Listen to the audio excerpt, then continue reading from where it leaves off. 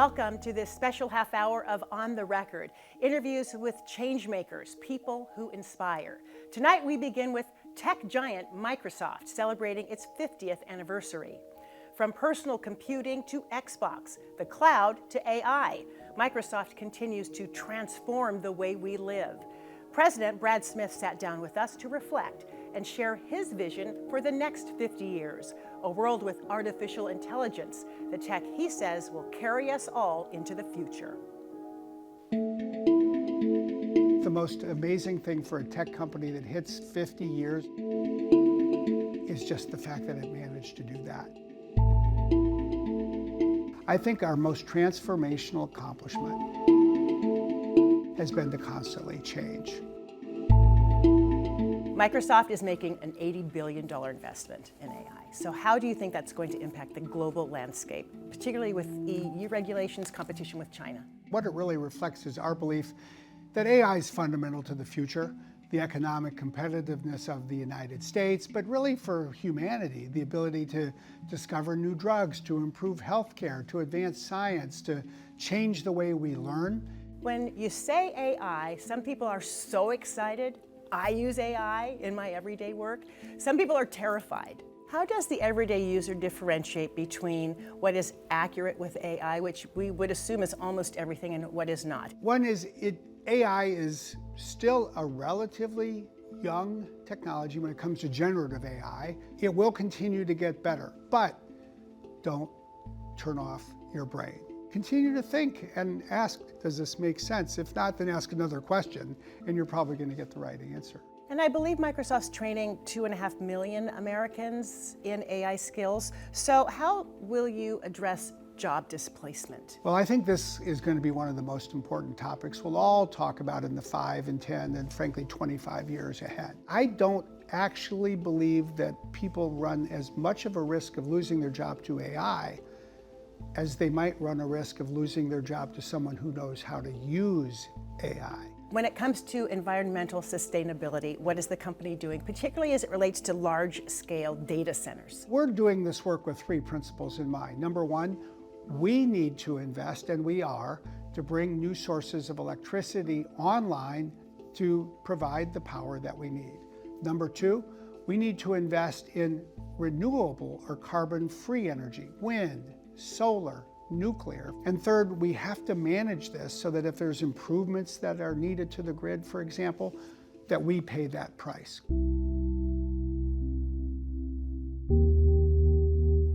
So let's reflect on 50 years. Is there one achievement or two that you are most proud of as you look back over your own 31 plus years with the company? There's a lot of years that were hard from a broad perspective. Go back a decade. You know, Microsoft was not at the absolute forefront when people were talking about phones. They were talking about Samsung and Apple. There are very few times in the history of technology when a company is able to really define some technological eras, slip, and then come back. And I think that is a testament to ingenuity, to perseverance, to resilience, and fundamentally to innovation. But the other thing that I feel so good about is the community orientation of this company. It started with Bill Gates, it started with his parents. We created not just a program, but a culture where people give to the community. 80% of our employees in Washington State donate either time or money to nonprofits in this state. That's an extraordinarily high percentage. We generate about $125 million per year to almost 5,000 nonprofits in Washington State. What are your aspirations for Microsoft into the future? We should want to do fundamentally 3 things. Number 1, we have to remain at the forefront of innovation. Number 2, I think we have to be a force for good. You know, that we not only want to create technology that people use, but we create technology that makes the world a better place. And I think we can do both. And third, I feel a huge sense of responsibility, as I think all of us who are leaders here today do, for our role in Washington State. We've helped build an economy that is in part very dependent on our industry. If we do those three things together, then hey, I'd say the next 25 years, they should be our best 25 years, and that should be our goal. Still to come. My mindset is that of an infantry company commander. So I try and remember what these orders mean when you give them. Retired four-star Army General Barry McCaffrey. From the battlefield to the White House to shaping the next generation of military leaders. Ahead, a profile in courage. His life is defined by service, sacrifice, and dedication to country. Retired four-star Army General Barry McCaffrey spent 3 decades in the military, including 4 combat tours, earning him 3 Purple Hearts, 2 Distinguished Service Crosses, and 2 Silver Stars, making him one of the most decorated generals of his generation. He goes on the record to share his journey as soldier, statesman, and voice of reason in uncertain times.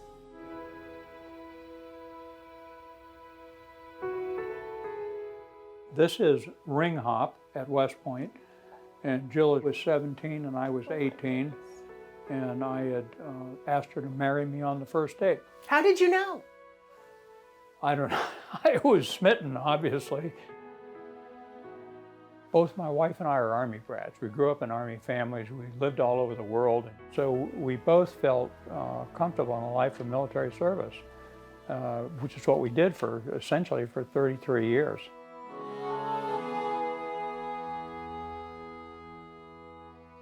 You served 2 combat tours in Vietnam. You were wounded 3 times. You have received 2 Distinguished Service Crosses, 2 Silver Stars for Valor. Those experiences, how did that change you? As a company commander in Vietnam in 1968, there was a high probability that you'd be killed or wounded while serving. You're crawling around the mud with a sack full of hand grenades, shooting it out with somebody 20 feet away, that this is not a glamorous life. You know, we lived like animals, we dug like moles, we suffered significant casualties. So a lot of what you went through as a young soldier, young officer, molded the type of leader you became. Oh, no question. I'm grateful to be promoted to the rank of 2-star general, but my mindset is that of an infantry company commander.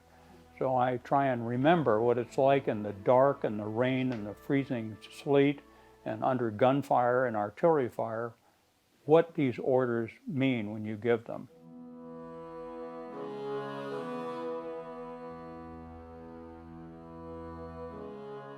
How would you describe yourself as a leader? Well, you know, eat last, get on the first helicopter into combat, be an expert at your business, know what you're doing. That's the secret to leadership effectiveness.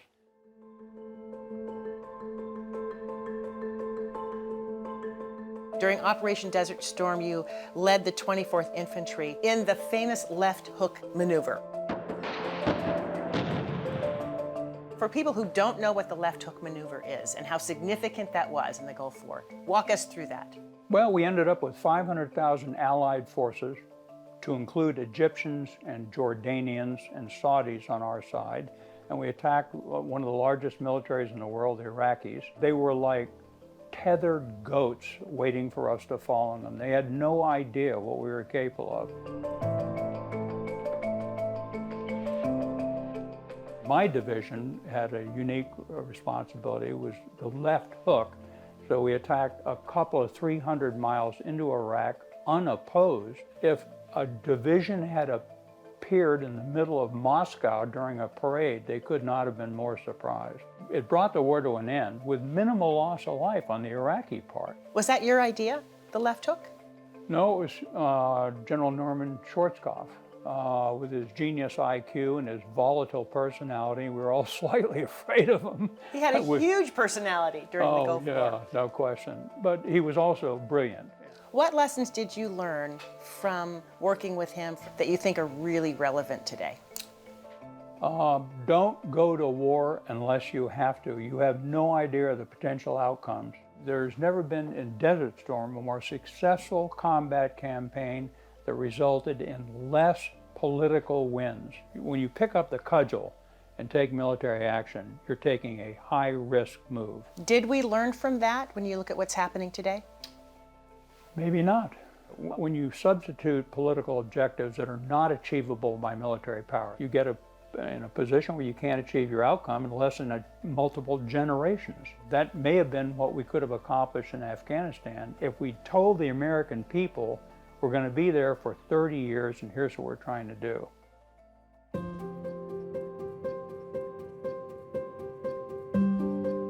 You spent some time in Washington, D.C. working for presidents, and you also worked on national drug policy. I sure did. It was one of the most absorbing 5.5 years of my life. We had tremendous impact. We increased investment in research and development dramatically. We got a lot of drug treatment programs funded and organized, and we, most importantly, worked on drug prevention messages. And the message was, Mom and Dad, if you want to fight a war on drugs, start with your own kitchen table. You talked about partisanship during your time there. Things have changed dramatically in Washington, D.C. since you were there, haven't they? Oh, it's really shameful. It's like nothing in the world that we've seen since 1860, the lead up to the Civil War. So almost nothing gets done that doesn't immediately turn into a bitter partisan divide. Our Constitution is the shortest, oldest governing document in the world. But it only works when all of us agree to the myth of these constitutional values. So I think we're in trouble. Is there anything, one thing, that keeps you up at night? The rule of law and democracy. I think it's in some peril. My message has always been, get out there and vote, understand who the candidates are, vote for either party, but only vote for people of character. And if we don't, we're going to lose our democracy.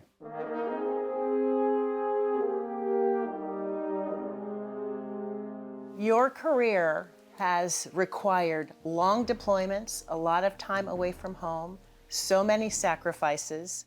How have you done it? I was thrilled by the opportunity to be a battalion, brigade, division commander, a theater commander. My wife was too. We're both Army brats. We grew up in the military, and I certainly was keenly aware of the high probability I'd get killed or maimed in combat. Jill raised a family on her own. She would marshal them up and leave quarters and fly home to her mother in Southern California and did a great job. When you look back over your career, what do you consider your most significant contribution? When I take on a responsibility, I try and leave it better off than where I found it. My ability to have participated in keeping the country safe are the most important things I've done. My wife and I, though, our enduring legacy is 3 children and 6 grandchildren who are people of character. That's our gift.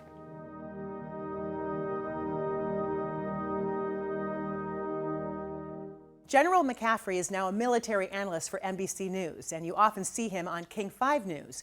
He said the most prized possession of a military officer is objectivity, understanding the facts, and what's at stake for the American people. Still to come. When you look at that incredible blue planet with white swirly clouds, you get a strong sense of fragility and that you really need to take care of it. The Washington-born astronaut defying gravity as he studies how it affects the human body. We'll take you to space, talking with Dr. Michael Barrett aboard the International Space Station. The Pacific Science Center, a reminder of the 1962 World's Fair and a hub of innovation and discovery, is celebrating its 50th anniversary this year. That same spirit of exploration is in orbit 250 miles above the Earth. And it's embodied by Northwest astronaut Michael Barrett, who spoke to us from the International Space Station. He was born in Camas, Washington, but his journey to space began right here in the Northwest.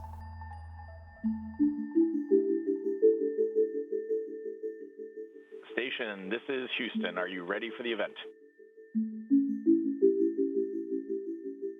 Houston Station, I'm ready for the event.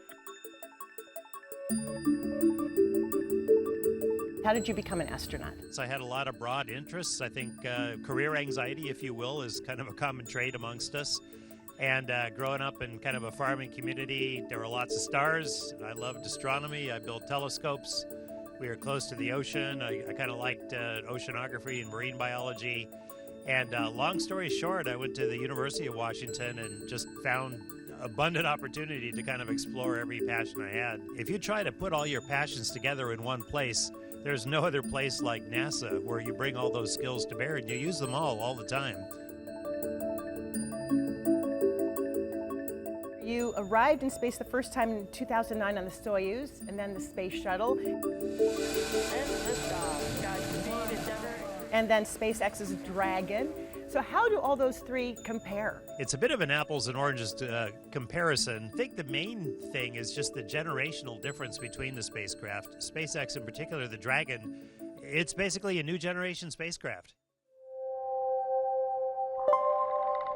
We've all seen pictures from space looking back at Earth, but can you describe for us what it's really like to see it from your perspective? I'll tell you that I'm always at the window when we're flying over the Pacific Northwest.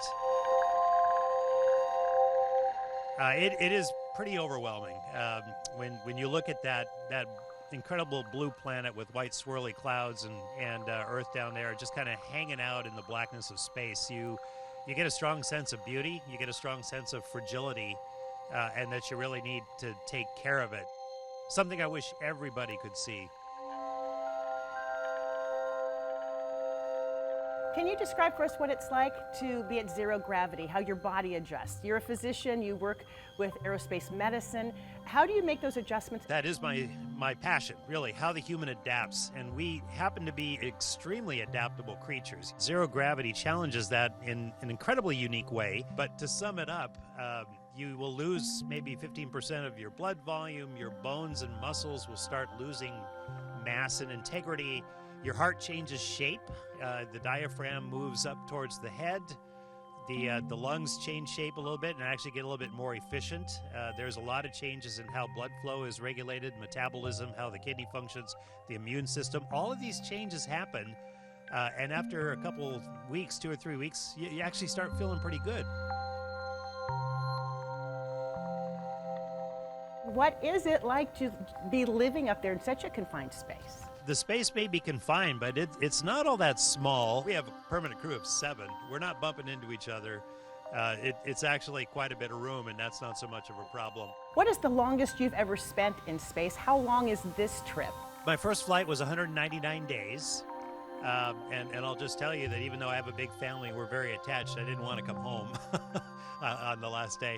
We're scheduled for a 6-month tour, and that can always be plus or minus a little bit. And at the end of 6 months, I'll probably be bargaining with all sorts of people to try to extend up here a little bit. I know you're doing a lot of work up there that will eventually get man back to the moon and eventually to Mars. We so appreciate you taking the time with us. Thanks so much. Appreciate it. My pleasure to talk to you. Thanks so much.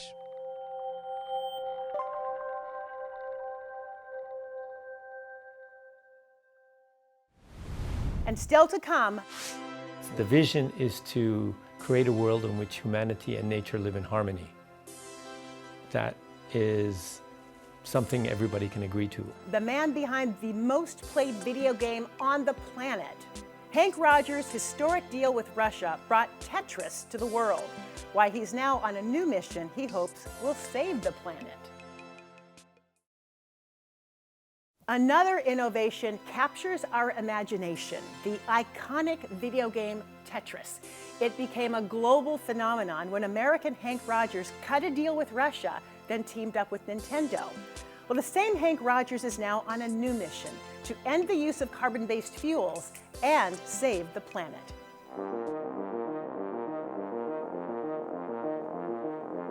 Tetris is probably the game played by most people in the world. There is something about Tetris which is creating order out of chaos. And I think that that is a pleasure center for people.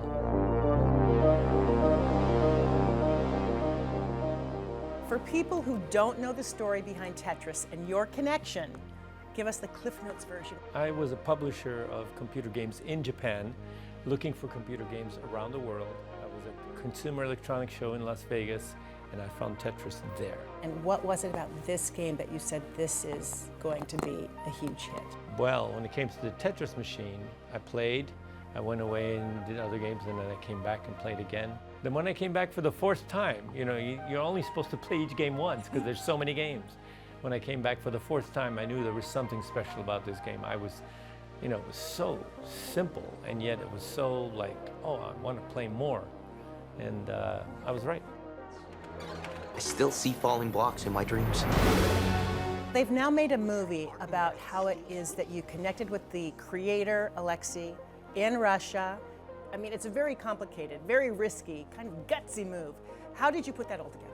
Made a handshake deal with Mr. Arakawa, the president of Nintendo. And I said, Mr. Arakawa, you should include Tetris with Game Boy. And he said, well, why should I include Tetris? I've got Mario.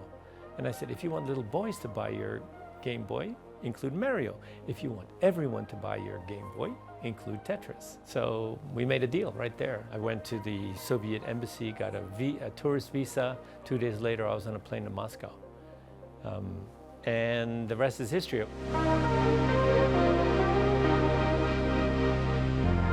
It's on 65 platforms, more than that, more than 500 million downloads. It's 35 years old plus. We just celebrated our 40th anniversary. And it's still addictive for people.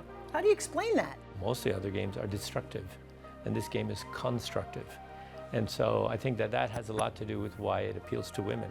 And over half of our players are women. Did you know it would be the game changer, literally, it turned out to be? None of us did. So how does a video game developer move into this sphere of saving the world, protecting the climate and the earth? So it's 2005. I find myself in an ambulance with what I found out later was 100% blockage of the Widowmaker. There's a reason they call it a Widowmaker. Yes, 95% of the people who have this particular malady die. So I'm the lucky 5%. Incredible. That was life-changing. Oh, it's life-changing. Are you kidding me? The moment I'm supposed to die, I say, no, I'm not going. I still have stuff to do. And I decided I was going to find my missions in life. And the first mission came to me in the back of the newspaper. I said, oh, by the way, we're going to kill all the coral in the world by the end of the century. I'm going, that's crazy. And I said, no, we're not allowed to do that. That is a disaster of biblical proportions. What's causing it is carbon dioxide. So mission number one is to end the use of carbon-based fuel. Blue Planet Foundation was born out of that. Yes. And it is now part of the Blue Planet Alliance. Right. The vision is to create a world in which humanity and nature live in harmony. That is something everybody can agree to. So what does that look like in terms of how you create that, how you execute that in the world in which we currently exist, where carbon fuels are destroying the earth? It's so simple, I can't believe that people don't get it. You know, it's all about just making a decision. I decided for the Blue Planet Foundation to end the use of carbon-based fuel in Hawaii, because Hawaii is where I live. The biggest use of carbon-based fuel in Hawaii is just making electricity. Now, Hawaii is the mecca of renewable energy. We've got the best solar, we've got trade winds, which means we have 95% of the time the wind is steadily blowing from the same direction, and we have geothermal, we have volcanoes. I mean, this is like boundless energy under the Big Island. Our big success was in 2015 when we passed a mandate. Hawaii was the first state to have a mandate of 100% renewable energy, in our case by 2045. Hawaii's at 36% today. 36%? Renewable energy. Incredible. And other states have followed suit? Oh, California came up with 100% by 2045. Washington State soon followed with 100% by 2040, because you guys don't like to lose to California. Especially? Especially California.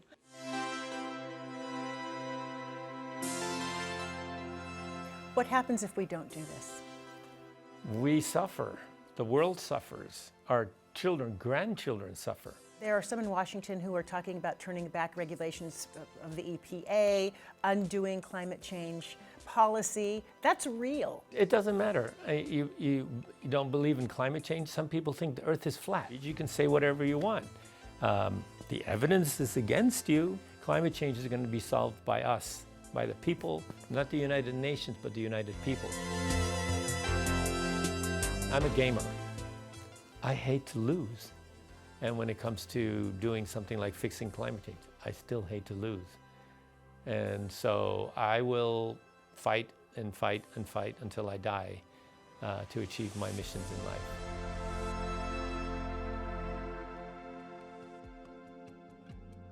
Henk Rogers, a Tetris pioneer turned climate visionary, wants us to imagine a world where we replace fossil fuels with sun, wind, and innovation. That's all the time we have. Thanks for joining us. We hope you'll join us again as we share more stories with change makers on the record throughout this year.